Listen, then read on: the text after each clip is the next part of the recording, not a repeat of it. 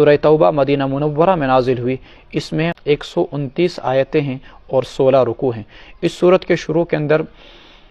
بسم اللہ نہیں ہے، یہ جو حاشیے کے اندر الفاظ لکھے ہیں ان کے بارے میں فقہاء نے لکھا کہ یہ کسی بھی صحیح حدیث سے ثابت نہیں ہے۔ اب پتہ نہیں کسی نے لکھ دیا ہے، واللہ عالم کیا لکھا ہے، کسی نے اعوذ باللہ من النار من شر الکفار من غضب الجبار العزت للہ ولرسول المؤمنین، لیکن حدیث سے یہ الفاظ ثابت نہیں ہیں۔ براءۃ من اللہ ورسولہ الی الذین عاہدتم من المشرکین، بیسیکلی سورہ انفال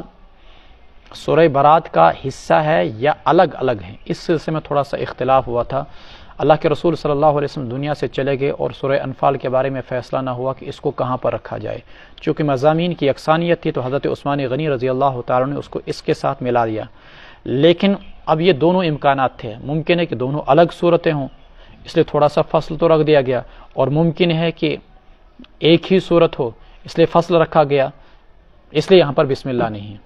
ممکن ہے کہ دونوں ایک ہی صورت ہو اس لیے بسم اللہ نہیں ہے، اور ممکن ہے کہ دونوں الگ الگ صورتیں ہوں اس لیے تھوڑا سا اس میں فصل رکھا گیا، اس کو الگ الگ ناموں سے شمار کیا گیا۔ براءۃ من اللہ ورسولہ الی الذین عاہدتم من المشرکین، دستبرداری کا اعلان کیا جاتا ہے اللہ اور اس کے رسول کی جانب سے، الی الذین عاہدتم من المشرکین، ان مشرکوں کے ساتھ جن سے تم نے کوئی بھی معاہدہ کیا ہے۔ فسیحوا فی الارض اربعۃ اشہر، گھومو پھرو زمین کے اندر 4 مہینے، واعلموا اور جان جاؤ انکم غیر معجز اللہ، تم اللہ کو عاجز و بے بس نہیں کر سکتے ہو، وان اللہ مخزی الکافرین، اور اللہ کافروں کو رسوا کرنے والا ہے۔ جب اللہ نے مسلمانوں کو فتح سے ہمکنار کیا، فتح مکہ سے اور حنین کے میدان میں بھی، اور پورے عرب کے اندر اب اسلام کا بول بالا ہو گیا اور مسلمان بحیثیت ریاست و اسٹیٹ کے اور ایک طاقت کے ابھر آئے، اس موقع پر عرب کے اندر جو مشرکین تھے ان کی 4 قسمیں تھیں۔ کچھ مشرکین ایسے تھے جن کے ساتھ مسلمانوں کا ایگریمنٹ ہوا تھا کہ کسی بھی قسم کی جنگ نہیں ہوگی، ان مشرکوں نے اس عہد کی پاسداری نہیں کی۔ ایک جماعت یہ تھی جیسے اہل مکہ کی، ان کے ساتھ 10 سال کا ایگریمنٹ ہوا تھا کہ کوئی بھی جنگ نہیں ہوگی، لیکن انہوں نے اس وعدے کی پاسداری نہیں کی، معاہدے کی پاسداری نہیں کی۔ ایک قسم کے مشرکین یہ تھے۔ 4 قسم کی یہ جماعتیں ہیں، ان کو یاد رکھنا ضروری ہے تاکہ آپ کو یہ 2 صفحات سمجھ میں آ جائیں۔ دوسرے قسم کے مشرکین وہ تھے جن کے ساتھ یہ معاہدہ ہوا تھا کہ جنگ تو نہیں ہوگی، جنگ نہ ہونے کا معاہدہ ہوا تھا، اور انہوں نے اس وعدے کی خلاف ورزی بھی نہیں کی، لیکن اس میں کوئی لمٹ نہیں بتائی گئی تھی کہ کب تک جنگ نہیں ہوگی، ٹھیک۔ اور اسی طریقے سے کچھ مشرکین ایسے تھے جن سے کسی بھی قسم کا کوئی جنگ کا معاہدہ تھا ہی نہیں۔ ان دونوں قسموں کے لیے اللہ تبارک و تعالیٰ نے یہاں پر حکم جاری کیا کہ ان کو 4 مہینے کی مہلت دی جاتی ہے۔ 4 مہینے تک تم زمین کے اندر خوب گھومو پھرو، اور اس کے بعد تمہارے سامنے 2 ہی آپشن ہیں، یا تو پھر تم اسلام قبول کرو، اور اگر اسلام قبول نہیں کرتے ہو تو پھر جزیرۃ العرب کو خالی کر کے کہیں بھی چلے جاؤ، نہیں تو تمہیں تلوار کا سامنا کرنا پڑے گا۔ عرب کے اندر اللہ رب العزت نے یہ 3 آپشن نہیں رکھے ہیں، جزیہ دو، اسلام قبول کرو پھر جنگ ہوگی، نہیں، عرب کے لیے صرف 2 ہی آپشن تھے، یا اسلام قبول کرو یا جنگ کا سامنا کرو، ورنہ عرب سے باہر نکل جاؤ۔ چونکہ اللہ چاہتے تھے کہ اسلام کا ایک ایسا دارالحکومت بن جائے، ایک ایسا ملک بن جائے، ایک ایسا اس کا دارالسلطنت بن جائے جہاں پر کفر کا کسی بھی قسم کا کوئی نام و نشان نہ ہو، اور وہ دارالسلطنت اس کا عرب تھا، اس لیے یہاں پر مطلقاً مشرکوں کے وجود کو اللہ تعالیٰ نے برداشت نہیں کیا، پسند نہیں کیا، اور فرمایا کہ یہاں مشرکوں کا کوئی وجود نہیں ہونا چاہیے۔ یہ آگے دوسرے قسم کے اور تیسرے قسم کے مشرکین۔ دوسرے قسم کے مشرکین جن کے ساتھ جنگ نہ کرنے کا معاہدہ تھا لیکن کوئی حد نہیں بیان کی گئی تھی، ان کو 4 مہینے کی مہلت دی گئی۔ اور تیسرے قسم کے مشرکین جن سے جنگ کے سلسلے میں کوئی معاہدہ ہی تھا ہی نہیں، نہ کرنے کا نہ ہاں کرنے کا کوئی بھی معاہدہ نہیں تھا، ان دوسرے اور تیسرے قسم کے مشرکین کو 4 مہینے کی مہلت دی گئی۔ اور چوتھی قسم کے مشرکین وہ تھے جن کے ساتھ باضابطہ طور پر جنگ نہ کرنے کا معاہدہ تھا اور ایک لمٹ بیان کی گئی تھی ان کے ساتھ کہ فلاں اتنے سالوں تک ہم تمہارے ساتھ جنگ نہیں کریں گے۔ اس میں قبیلہ بنو کنانہ کے بنو زمرہ اور بنو مدلج یہ 2 قبائل آتے تھے، اور جس وقت یہ آیات اتری ابھی ان کے ساتھ جو جنگ کی مدت باقی تھی جنگ نہ کرنے کی وہ 9 مہینے کی تھی۔ قرآن کریم نے کہا کہ اس مدت کو پورا کر لیجئے، یعنی 9 مہینے تک ان کے ساتھ کوئی جنگ نہیں، 9 مہینے کے بعد معاہدہ ختم، پھر اس کے بعد ان کے سامنے وہی 2 آپشن، یا اسلام قبول کیجئے نہیں تو جزیرۃ العرب کو خالی کیجئے، نہیں تو تمہیں تلوار کا سامنا کرنا پڑے گا۔ اب مشرکوں کے لیے ان چیزوں کا اعلان کون کرے؟ آپ صلی اللہ علیہ وسلم نے فتح مکہ سن 8 ہجری میں کیا. اس موقع پر آپ نے حج نہیں کیا اور آپ صلی اللہ علیہ وسلم مدینہ طیبہ واپس آ گئے. سن 9 ہجری میں حج کی آیات نازل ہوتی ہیں اور حج فرض ہوتا ہے. لیکن ایسی بہت ساری رسمیں باقی تھیں جو جاہلیت کے زمانے میں حج میں کی جاتی تھی، اس لیے آپ صلی اللہ علیہ وسلم نے بنفس نفسی سن 9 ہجری کا حج نہیں کیا. ننگے طواف کرنا بھی ختم نہیں ہوا تھا، مشرکین بھی مسلمانوں کے ساتھ حج کرتے تھے، یہ ختم نہیں ہوا تھا. اور اسی طریقے سے سن 7 ہجری میں غالباً مشرکوں نے حج کے اندر 10 دن آگے پیچھے کر دیے تھے، یا سن 8 ہجری میں وہ آگے پیچھے جو 10 دن کیے گئے تھے، تو سن 9 ہجری کا جو حج آ رہا تھا وہ 10 دن پہلے آ رہا تھا، چونکہ وہ اپنی مرضی کی خاطر تاریخوں میں اوپر نیچے کر دیا کرتے تھے. اس لیے آپ صلی اللہ علیہ وسلم نے سن 9 ہجری کا حج بذات خود نہیں کیا. ابو بکر صدیق رضی اللہ تعالیٰ عنہ کو بھیجا اور حضرت علی رضی اللہ تعالیٰ عنہ کو بعد میں بھیجا، اور ان کو یہ تاکید کی گئی کہ سورہ برات کی ابتدائی 20 آیات یا کچھ روایات کے مطابق 40 آیات جو ہیں، حج کے موقع پر سب سے بڑا اجتماع پورے عرب کے لوگوں کا ہوا کرتا تھا، ہر جگہ ان آیات کو پڑھ کر سنایا جائے اور مشرکوں کو صاف صاف بتا دیا جائے کہ آئندہ 1 سال کے اندر تم لوگوں کو یا تو ایمان قبول کرنا ہوگا. اگر ایمان نہیں قبول کرو گے، کچھ لوگوں کو 4 مہینے کی مدت تھی، کچھ لوگوں کو 2 مہینے کی مدت تھی، اور کچھ لوگوں کو 9 مہینے کی مدت تھی،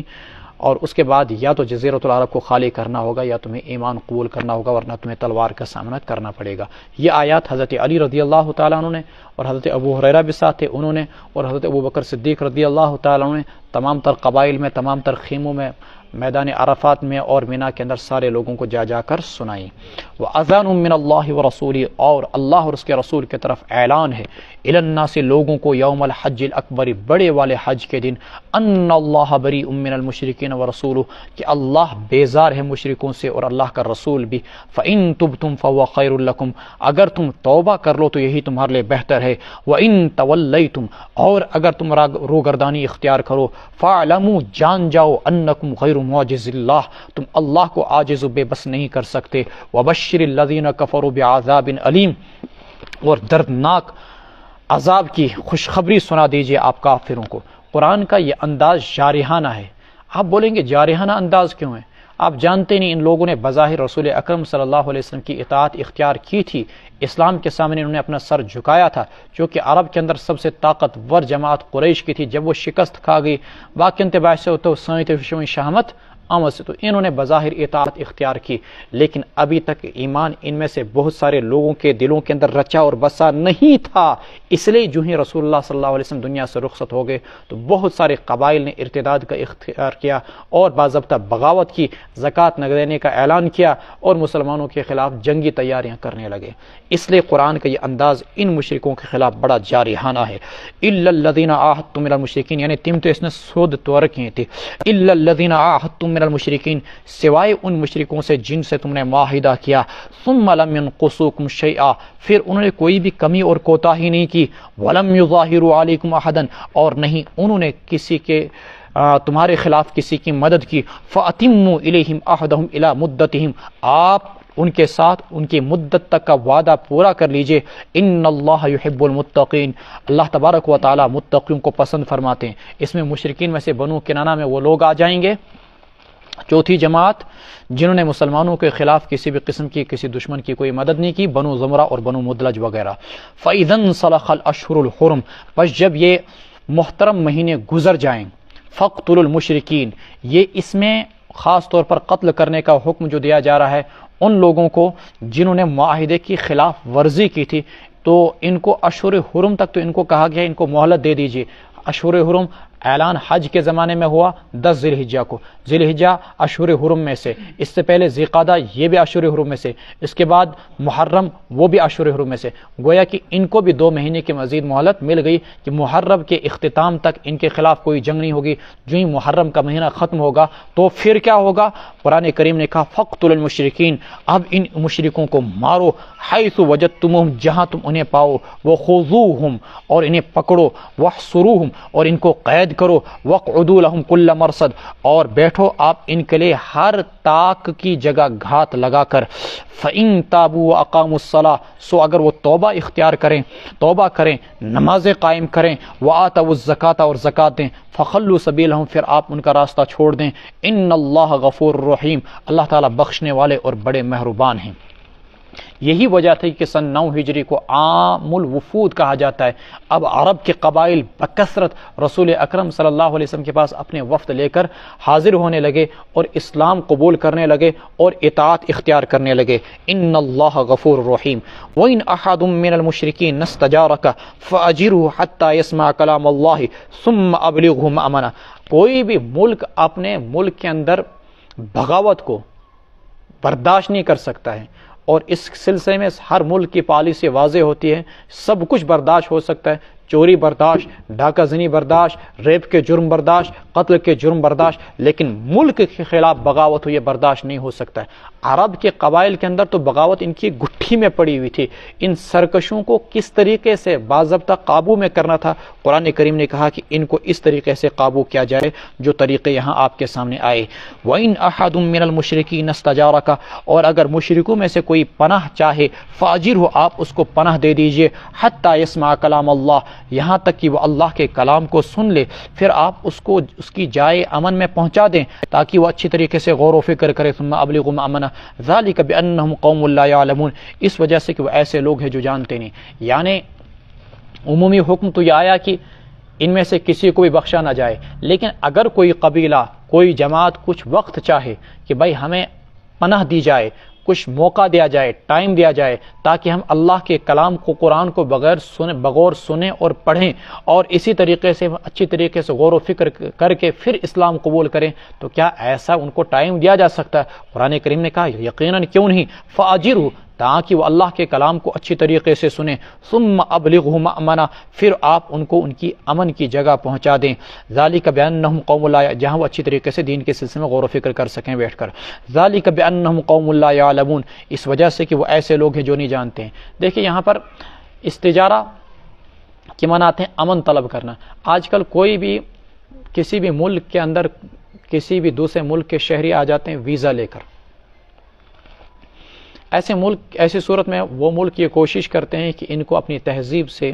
اپنی ثقافت سے اور اپنی خوبیوں سے آگاہ کیا جائے۔ سفارتی لحاظ سے یہ کوششیں کی جاتی ہیں۔ یہاں پر ہمارے یہاں کروڑوں ہر سال باضابطہ ٹورسٹ آتے ہیں۔ کاش یہاں کے جو بزنس مین ہیں، ہوٹل والے ہیں، گاڑیوں والے ہیں، یا جتنے بھی سیاحت سے وابستہ، اس شعبے سے وابستہ افراد ہیں، وہ بھی قرآن کریم کی اس آیت کو پیش نظر رکھ کر ان لوگوں تک اللہ کے کلام کو پہنچاتے، اللہ کا کلام ان کو سناتے، نہ معلوم کتنے ہزاروں لوگ دین ایمان سے سرفراز ہو جاتے۔ کیف یکون للمشرکین عہد عند اللہ وعند رسولہ، کیسے ہو سکتا ہے مشرکوں کے ساتھ کوئی معاہدہ، کیسے مشرکوں کا اللہ اور اس کے رسول کے ساتھ کوئی معاہدہ ہو سکتا؟ عند اللہ وعند رسولہ، الا الذین عاہدتم، سوائے ان لوگوں کے جن کے ساتھ تم نے معاہدہ کیا مسجد حرام کے پاس، فمستقاموا لکم فاستقیموا لہم، جب تک وہ اس معاہدے پر برقرار رہیں تو تم بھی معاہدے پر ان کے لیے برقرار رہو۔ ان اللہ یحب المتقین، اللہ تعالیٰ متقیوں کو پسند فرماتے ہیں۔ یعنی کہنے والا کہہ سکتا تھا کہ عرب کے ان قبائل کے ساتھ معاہدہ کیا جائے اور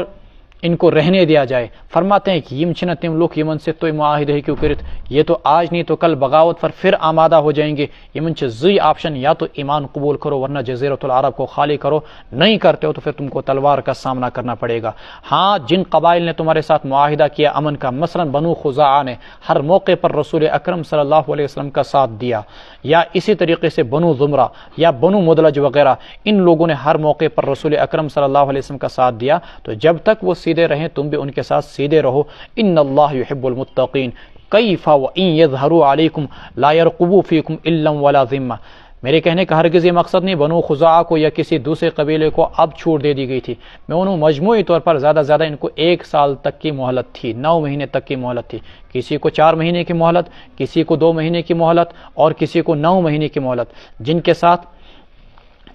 ایک لمٹ معاہدہ تھا کہ فلاں مدت تک تمہارے ساتھ جنگ نہیں ہوگی، قرآن کریم نے کہا اس مدت تک ان کے ساتھ جنگ نہ کرو، جب وہ مدت ختم ہو جائے معاہدے کی اس کے بعد تم ان کے ساتھ جنگ کرو۔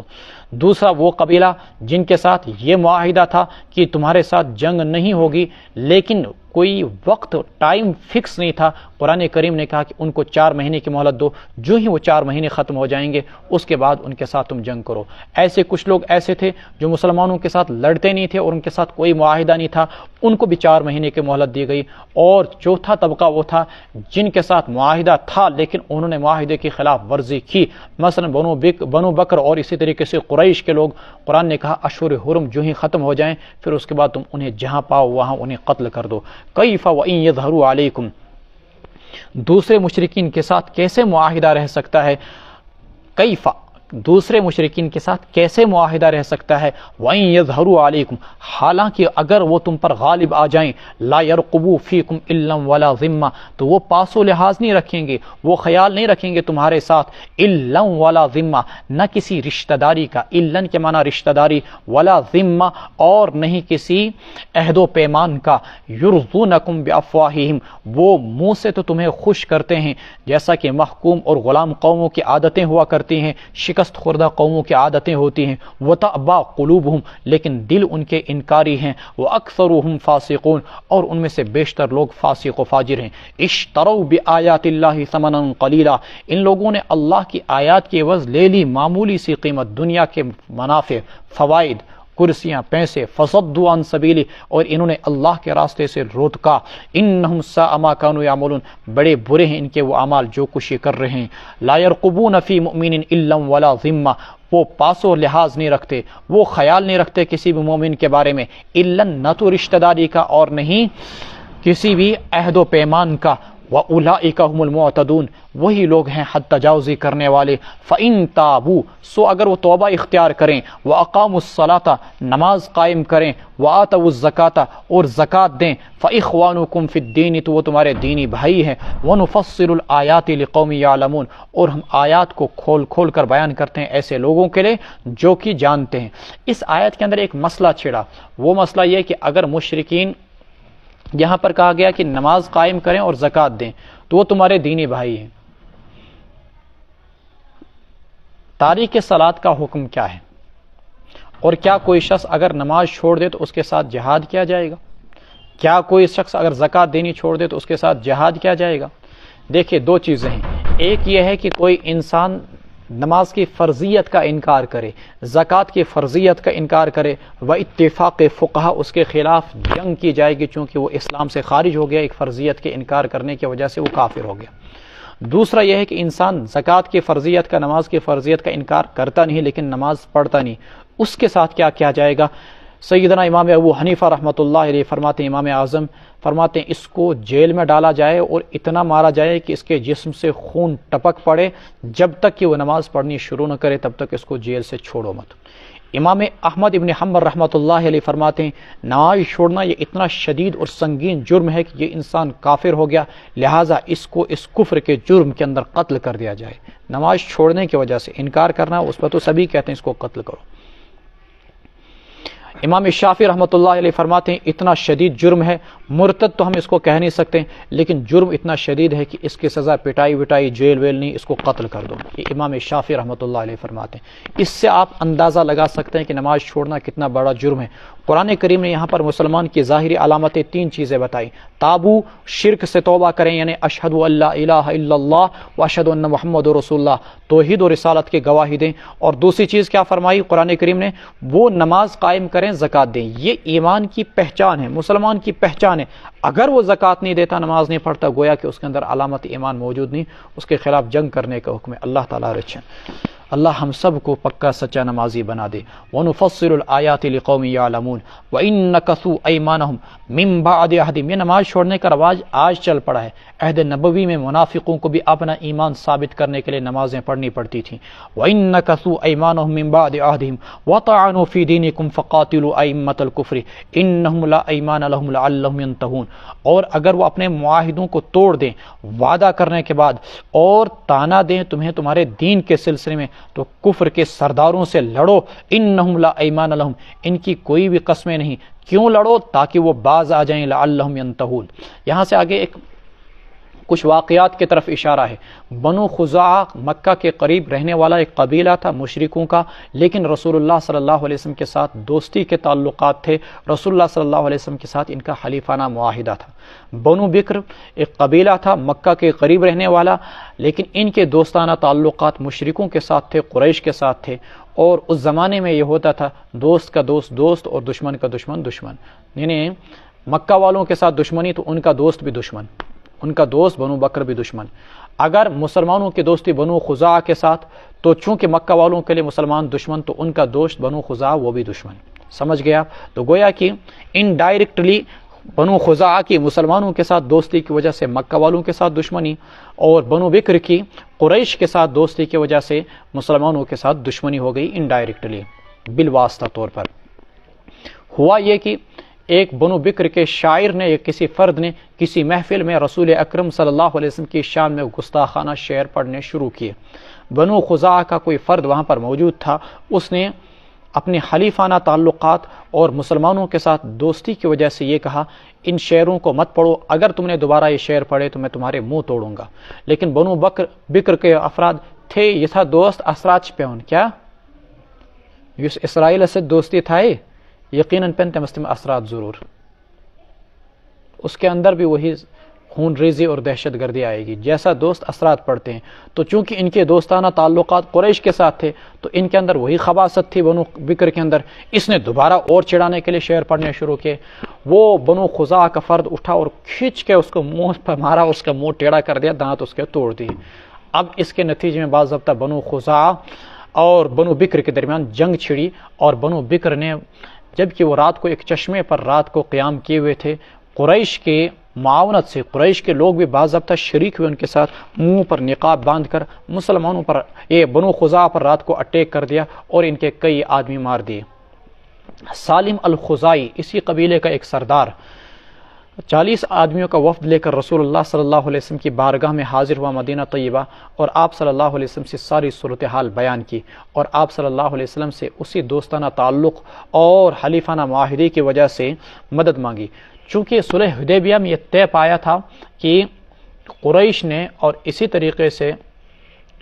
قریش نے مسلمانوں کے دوستوں بنو خزاعہ پر اٹیک نہیں کرنا ہے، اور مسلمان بھی قریشوں کے دوست بنو بکر پر اٹیک نہیں کریں گے۔ غلطی قریش کی تھی، اس لیے قریہ کے صلح حدیبیہ کو فسخ کرنے والے، معاہدوں کو منسوخ کرنے والے قریش تھے۔ اس لیے رسول اللہ صلی اللہ علیہ وسلم نے فرمایا ان سے اگر میں تمہاری مدد نہ کروں تو میری مدد نہ کی جائے، یعنی اگر میں تمہاری مدد نہ کروں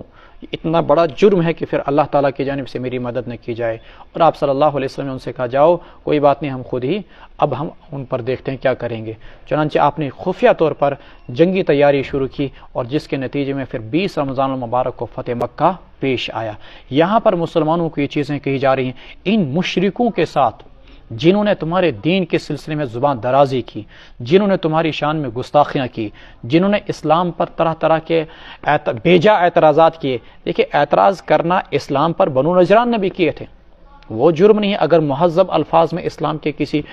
حکم پر اعتراض کیا جائے، جی اس پہ یہ اعتراض ہے، مسلمان اعتراض کرتے ہیں، اور اس کا مہذب انداز میں عقلی جواب دیا جائے، لیکن توہین برداشت نہیں، گستاخی برداشت نہیں۔ اعتراض مہذب قوموں پہ ہوتا ہے، مہذب مذاہب میں ہوتا ہے، اعتراضات ہوں گے، بھائی نماز 3 رکعتیں کیوں ہیں،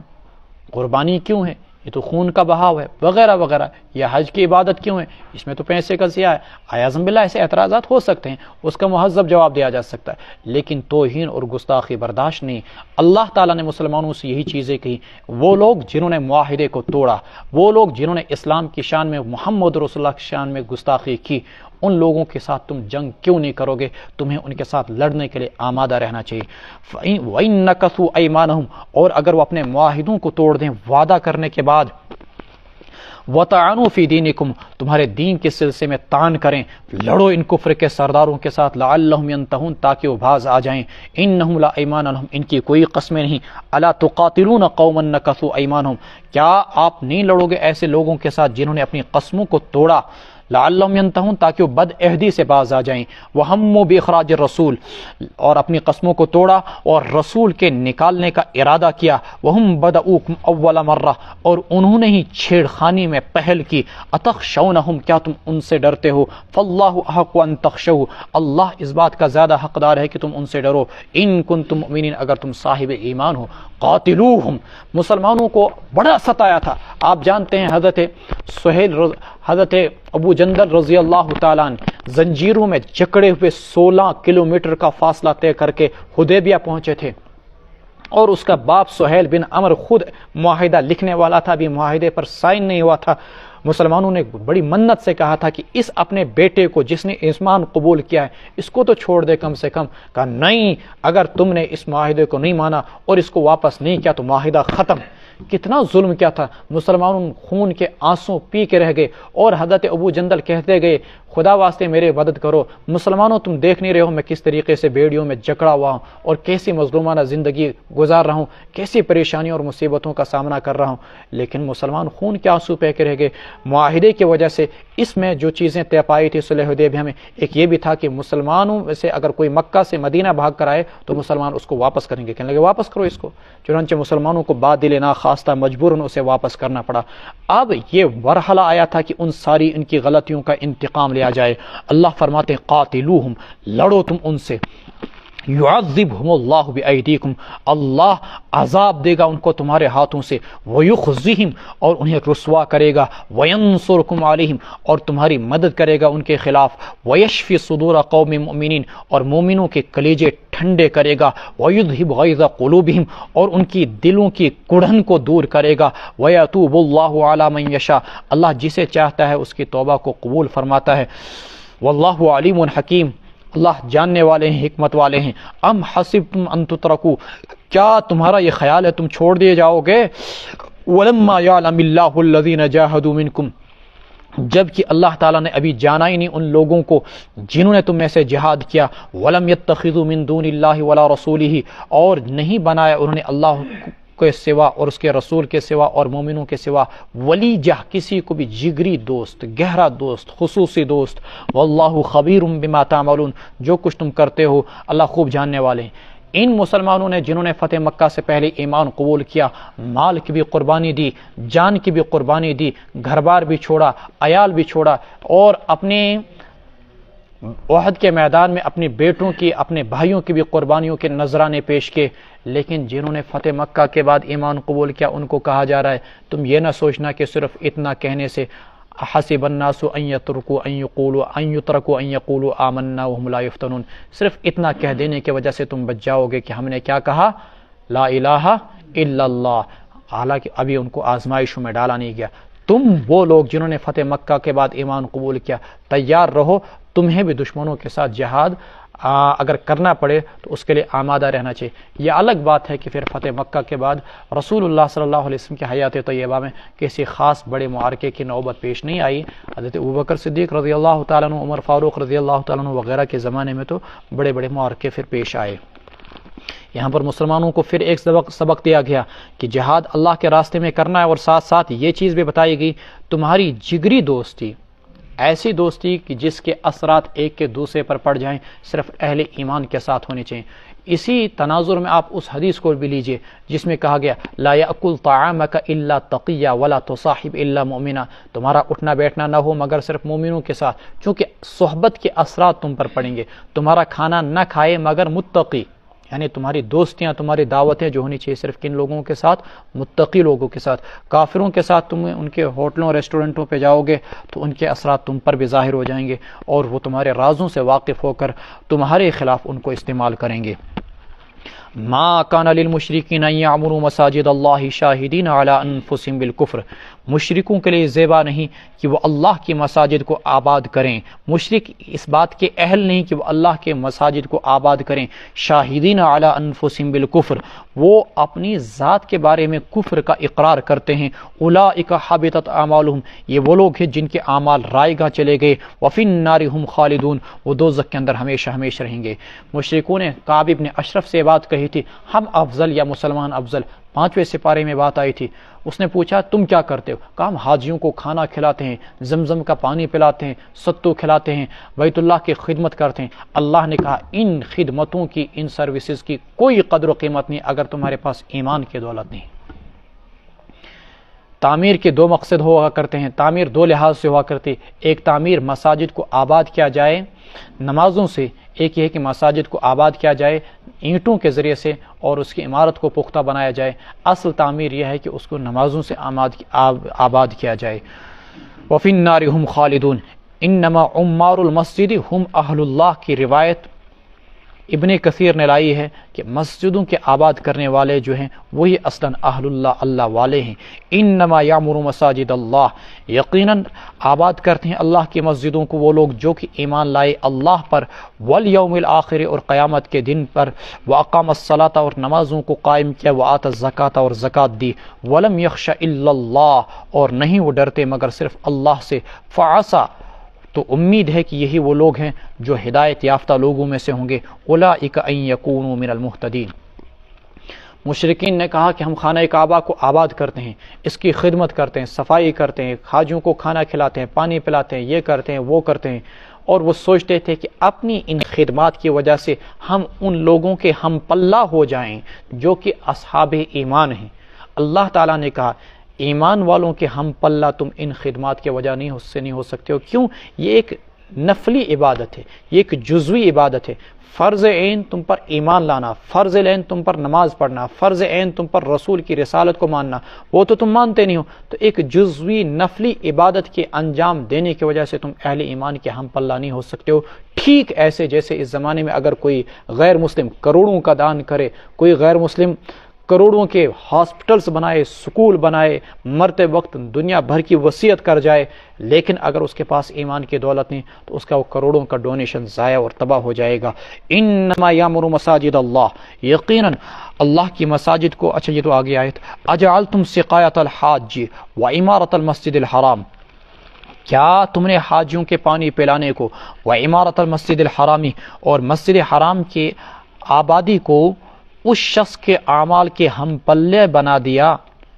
کمن آمن باللہ، جس نے کہ ایمان لایا ہو اللہ پر اور آخرت کے دن پر، وجاہد فی سبیل اللہ، راہ خدا کے اندر جہاد کیا، لا یستوون عند اللہ، اللہ پر اور آخرت پر ایمان اور جہاد فی سبیل اللہ، یہ اور حاجیوں کو پانی پلانا اور مسجد حرام کو آباد کرنا بغیر ایمان کی دولت کے، یہ دونوں چیزیں ہرگز برابر نہیں ہو سکتی ہیں۔ اس میں اس دور کے ان عرب کے بادشاہوں کے لیے جو اپنے آپ کو خادم الحرمین الشریفین کہتے ہیں اور کہتے ہیں کہ ہم بڑی عبادتیں انجام دیتے ہیں، لیکن قرآن نے جو آگے کہا وجاہد فی سبیل اللہ، انہیں مظلوم فلسطینیوں کا خون نظر نہیں آتا، ان کے لیے بھی سامان درس موجود ہے کہ تمہارا یہ حاجیوں کو پانی پلانا اور خانہ کعبہ کے لیے اونچی اونچی بلڈنگیں بنانا، اگر تم اہل ایمان کی حفاظت نہیں کر سکتے، راہ خدا میں مظلوموں کے کام نہیں آ سکتے، یہ تمہاری خدمات اللہ تبارک و تعالیٰ کے یہاں کسی لائق نہیں۔ لا یستوون عند اللہ واللہ لا یہدی القوم الظالمین،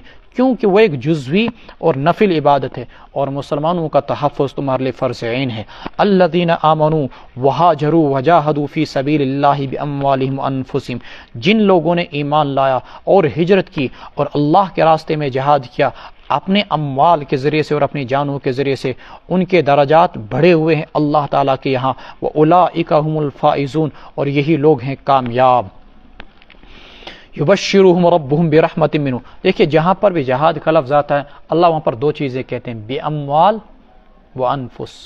یعنی ضروری نہیں کہ تم جہاد ہمیشہ جانوں کا نذرانہ دے کر پیش کر سکتے ہو، تم مال کے نذرانے کو دے کر بھی اللہ کے راستے میں کوششیں صرف کر سکتے ہو۔ اگر تم کسی ملک کے اندر تلوار کے ذریعے سے جہاد کرنے پر قادر نہیں ہو تو جہاد باللسان کرو، دین کی دعوت دو لوگوں کو، کیونکہ ایسے مواقع پر اور ایسے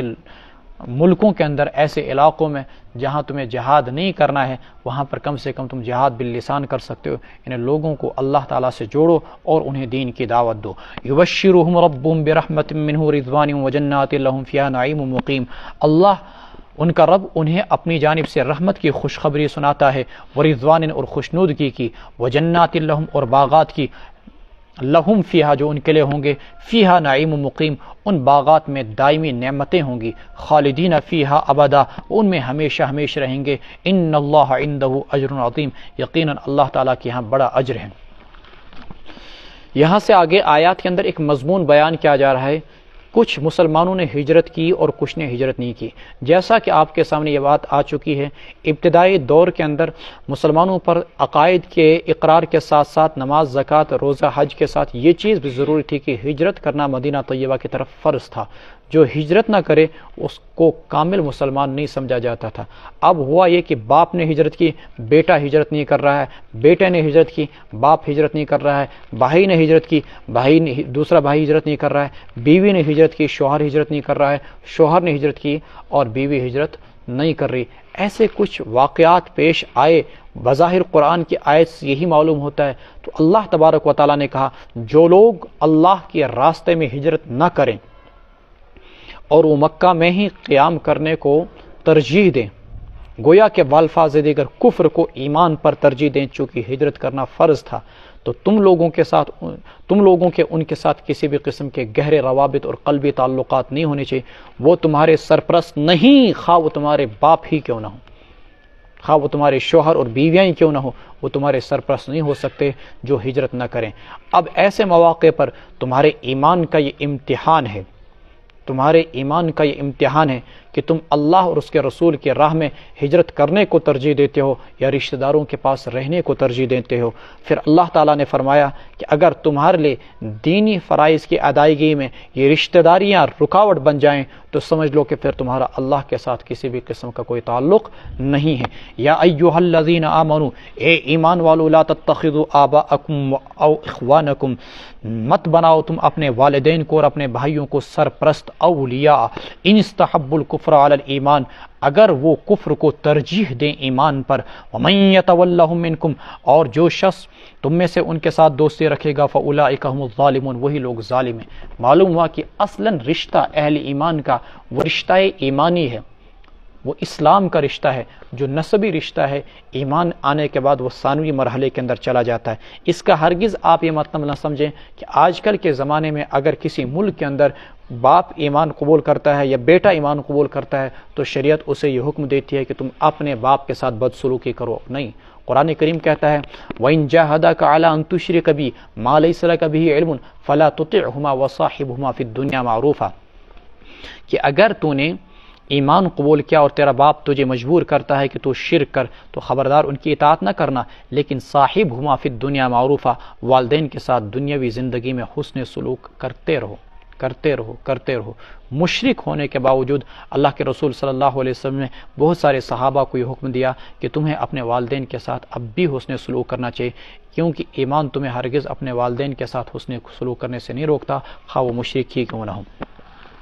قل ان کان آباؤکم و ابناؤکم و اخوانکم و ازواجکم و عشیرتکم آپ کہہ دیجئے اگر تمہارے والدین، تمہارے بیٹے، تمہارے بھائی، تمہاری بیویاں، و عشیرتکم اور تمہارا خاندان، و اموال اقترفتموها اور تمہارے وہ مال جو تم نے حاصل کیے ہیں، و تجارت تخشون کسادها اور وہ تجارت جس کے بیٹھ جانے کا تمہیں ڈر رہتا ہے، و مساکن ترضونها اور وہ گھر جو تم کو بڑے پسندیدہ ہیں، احب الیکم من اللہ و رسولہ یہ تمہیں زیادہ پیارے ہوں اللہ اور اس کے رسول سے اور اللہ کی راہ میں جہاد کرنے سے، فتربصوا انتظار کرو یہاں تک کہ اللہ اپنی طرف سے کوئی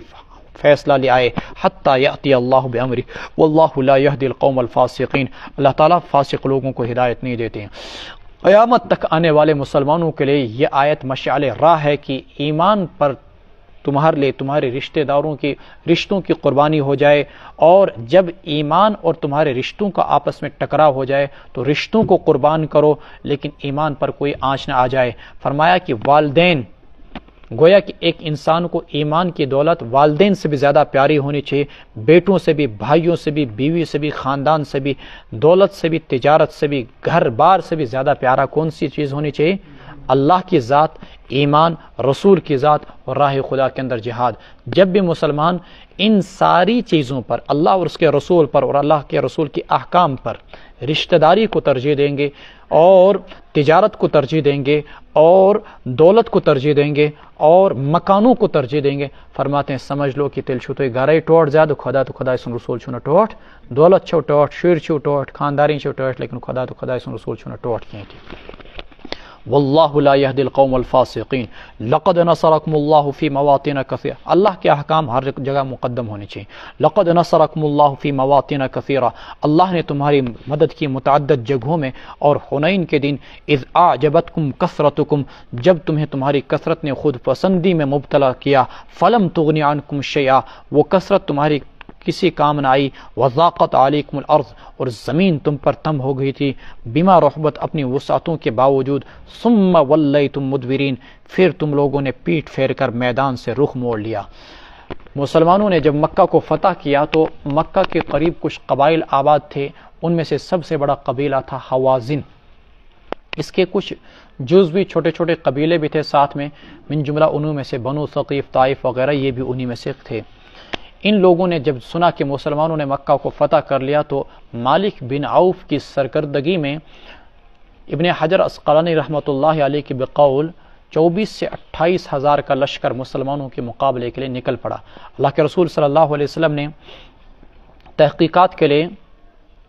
کچھ صحابہ کو بطور جاسوس بنا کر بھیجا. وہ وہاں سے آئے اور کہا کہ یا رسول اللہ واقعتاً ان کا لشکر آ رہا ہے. چنانچہ آپ صلی اللہ علیہ وسلم 10,000 تو وہ صحابہ تھے جو آپ کے ساتھ مکہ سے مدینہ سے آئے تھے، اور مزید 2-4 ہزار مکہ کے لوگ بھی شامل ہوئے. مجموعی طور پر 14,000 کا لشکر لے کر، کچھ روایات کے بقول 12,000 کا لشکر لے کر آپ صلی اللہ علیہ وسلم ان کے مقابلے کے لیے چڑھ دیے. اس موقع پر کسی صحابی کی زبان سے جملہ نکل گیا اپنی کثرت کو دیکھ کر، چونکہ ہر میدان میں مسلمان کم ہی ہوا کرتے تھے اور کفار دوگنے ہوا کرتے تھے. پہلی بار مسلمانوں کا اتنا ٹھاٹھے مارتا ہوا بڑا لشکر جا رہا تھا تو کسی نے کہا لن نغلب اليوم من قلت، آج ہم قلت کی وجہ سے، کم ہونے کی وجہ سے شکست نہیں کھا سکتے. اللہ کو یہ جملہ ناگوار گزرا. کیوں؟ مسلمانوں کی فتح و نصرت کا معیار مدد خداوندی ہوا کرتی ہے. مسلمانوں کی فتح و نصرت کا معیار کثرت و قلت پر نہیں ہوا کرتا ہے اور نہ ہی ظاہری اسباب پر، بلکہ اللہ کی مدد ہی اصل چیز ہے. چنانچہ مسلمان جا رہے تھے گھاٹی کے بیچ سے، اچانک دونوں طرف سے رات کے اندھیرے میں صبح کی پو پھٹنے سے پہلے دونوں طرف سے حوازن کی 4,000 تیر اندازوں نے تیروں کی ایسی بارش کر دی کہ مسلمان لشکر کے قدم اکھڑ گئے. اس موقع پر محمد رسول اللہ صلی اللہ علیہ وسلم 10 صحابہ کے ساتھ، جس میں ابو بکر و عمر بھی تھے اور حضرت عباس بن عبد المطلب رضی اللہ تعالیٰ عنہ بھی تھے، قسم بھی تھے، اسامہ بن زید بھی تھے، اور سلیم بھی تھی، سلیم رضی اللہ تعالیٰ عنہ یہ بھی تھی، اور بھی کچھ صحابہ تھے. آپ پہاڑ کی طرح ڈٹ گئے. انا النبی لا کذب، انا ابن عبد المطلب، میں سچا پیغمبر ہوں، میں عبد المطلب کا بیٹا ہوں، میں کوئی جھوٹا نہیں ہوں. چنانچہ آپ صلی اللہ علیہ وسلم ڈٹ گئے اور آواز لگائی الی عباد اللہ، میری طرف آؤ اللہ کے بندو. یا اصحاب بیعت رضوان، اے وہ لوگوں جنہوں نے بیعت رضوان کی تھی، جنہوں نے درخت کے نیچے بیعت کی تھی، اے انصار، اے مہاجرین. چنانچہ سارے کے سارے صحابہ آپ کی طرف آہستہ آہستہ تیزی کے ساتھ جمع ہونے شروع ہو گئے، اور آپ صلی اللہ علیہ وسلم کے پاس ایک اچھا خاصا لشکر جمع ہوا. اب واپس پلٹ وار جو دشمن کے پر کیا تو دشمن کے پاؤں اکھڑ گئے. 70 سردار یہاں پر دشمن کے مارے گئے. مالک بن عوف ماں اپنے لشکر کے تیزی کے ساتھ، ماں اپنے خاندان اور اہل و عیال کے تیزی کے ساتھ بھاگا اور جا کر طائف کے قلعے کے اندر چھپ گیا. لن نغلب اليوم من قلہ، اللہ کو یہ جملہ پسند نہیں آیا تھا. حضرات صحابہ کرام رضوان اللہ تعالیٰ اجمعین کو ایک سبق دیا گیا کہ تمہاری فتح و نصرت کا معیار قلت و کثرت پر نہیں بلکہ اللہ تعالیٰ کی مدد پر ہے. اسی واقعے کی طرف ان واقعات کے اندر، ان آیات کے اندر اشارہ کیا گیا ہے. بہرحال جب دشمن کو شکست فاش ہوئی تو دشمن کے 6,000 قیدی مسلمانوں کی گرفت میں آئے. 6,000 قیدی اور 40,000 بکریاں، 24,000 اونٹ اور 6,000 اوقیہ چاندی. 6,000 یا 4,000 اوقیہ چاندی غالباً یہ مسلمانوں کے قبضے میں آئی. اور پھر کئی دنوں کے مذاکرات کے بعد، کچھ دنوں کے بعد مذاکرات ہوئے جس میں قیدیوں کو تو چھوڑ دیا گیا، رہا کر دیا گیا، لیکن باقی مال غنیمت مسلمانوں کے درمیان تقسیم کر دیا گیا. اس کو غزوہ حنین سے تعبیر کرتے ہیں. اور حنین مکہ سے 10 میل کے فاصلے پر ایک جگہ کا نام ہے۔ لقد نصرکم اللہ فی مواطن، جبکہ طائف تو بہت دور ہے، 110 کلومیٹر۔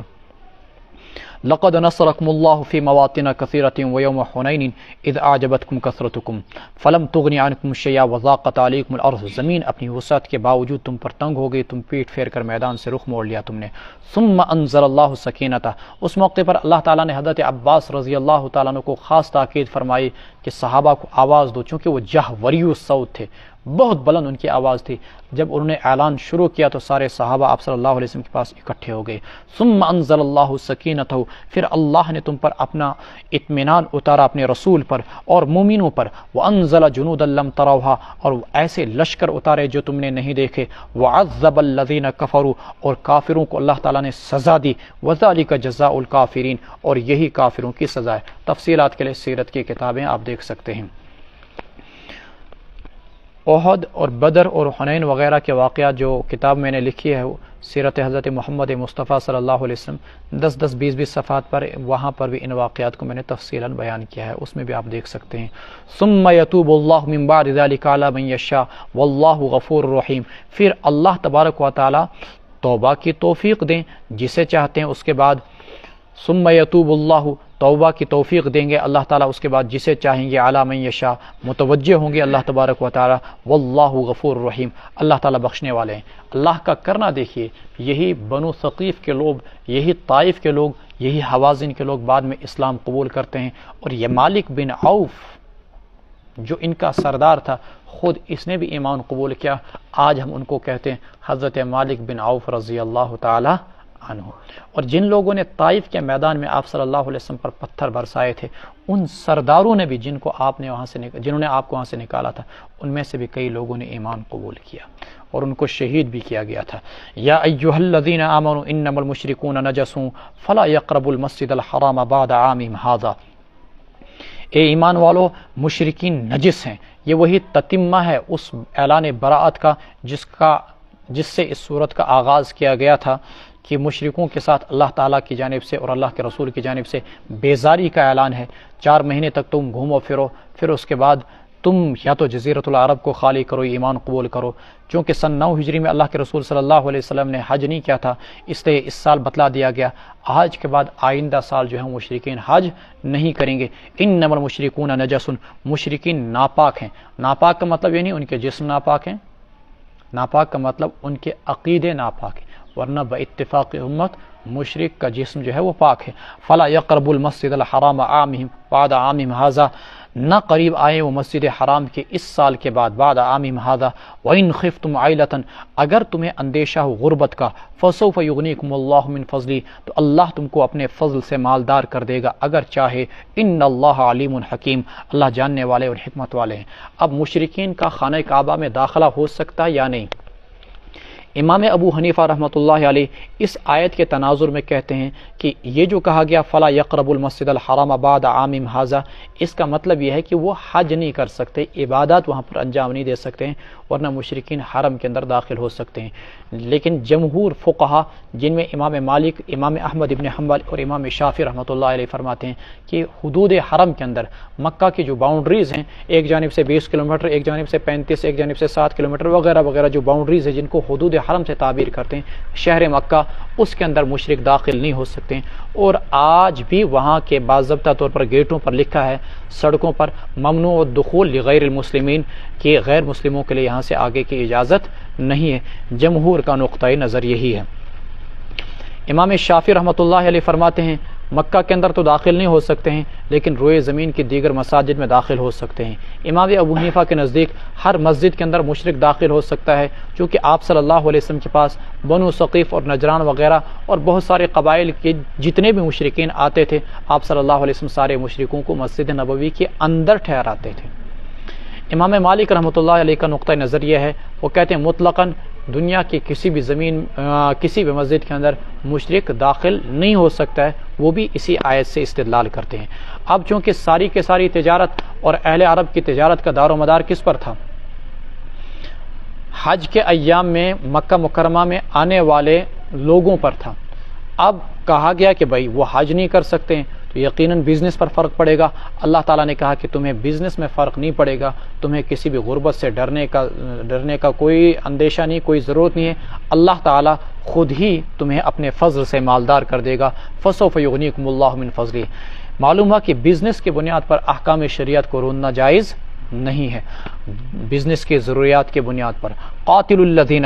لڑو تم ان لوگوں کے ساتھ جو اللہ پر ایمان نہیں رکھتے اور نہیں آخرت کے دن پر ایمان رکھتے ہیں، ولا یحرمون ما حرم اللہ، اور نہیں وہ حرام کرتے ہیں ان چیزوں کو جن کو کہ اللہ نے حرام کیا اور اللہ کے رسول نے حرام کیا، ولا یدینون دین الحق، اور وہ دین حق کو قبول نہیں کرتے ہیں، من الذین اوتوا الکتاب، ان لوگوں میں سے جن کو کتاب دی گئی تھی، جب تک کہ وہ جزیہ نہ دے دیں اپنے ہاتھوں سے، وہم صاغرون، اور وہ ماتحت بن جائیں، رعیت بن کر وہ اپنے ہاتھوں سے جزیہ نہ دیں، تب تک ان سے لڑو۔ دیکھیں مشرکین کے لیے تو باضابطہ طور پر یہ فیصلہ سنا دیا گیا تھا کہ 4 مہینے 9 مہینے تک وہ جزیرۃ العرب میں رہ سکتے ہیں، اس کے بعد انہیں جزیرۃ العرب کو خالی کرنا ہوگا یا وہ ایمان قبول کریں۔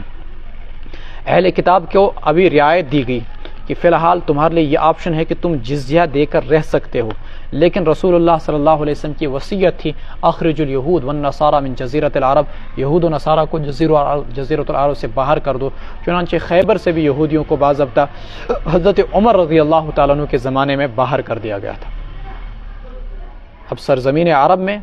گویا کہ یہ حکم رہ گیا، سرزمین جزیرۃ العرب کے اندر یہ حکم رہا، نہ وہاں مشرک رہ سکتا ہے، نہ وہ یہاں یہودی رہ سکتا ہے، نہ وہاں اہل کتاب رہ سکتے ہیں۔ ابتداءً یہ حکم تھا کہ وہ جزیہ دیں اور پھر وہ رہ لیں۔ جزیہ ایک قسم کا ٹیکس ہوا کرتا تھا جو غیر مسلم اسلامی